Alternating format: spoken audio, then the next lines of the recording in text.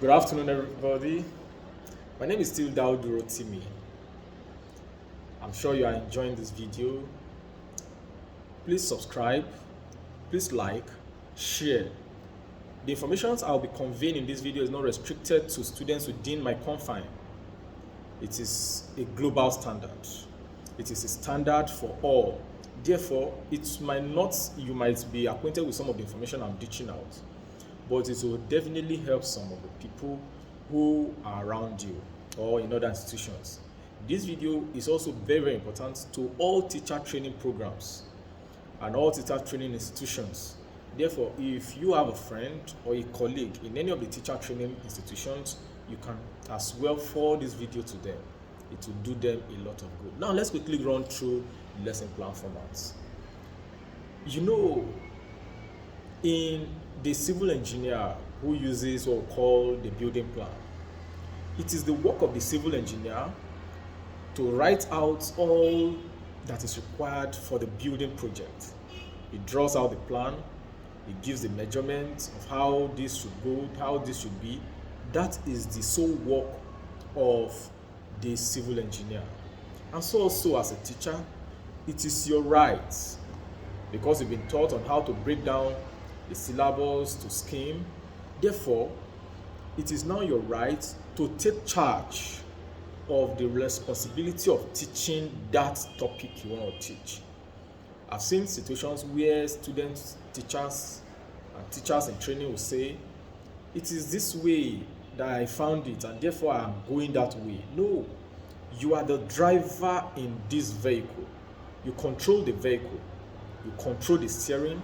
I've never seen a driver who gives the steering to the passenger and he sits comfortably beside the passenger and they say, please be driving. No. The person who holds the steering controls the entire driving process.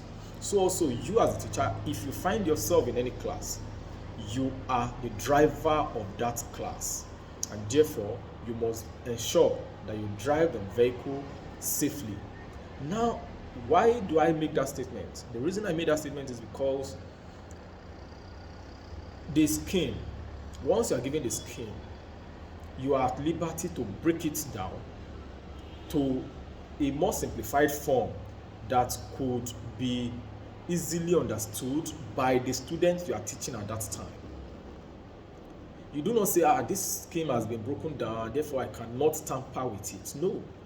You can remodify the content of that scheme so as to meet the students you are teaching at that particular time.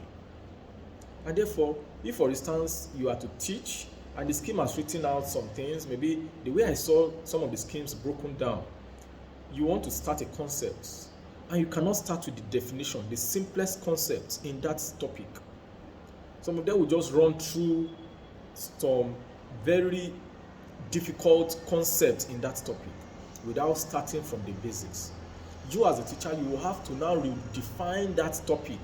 You remodify it so as to start from simple to complex.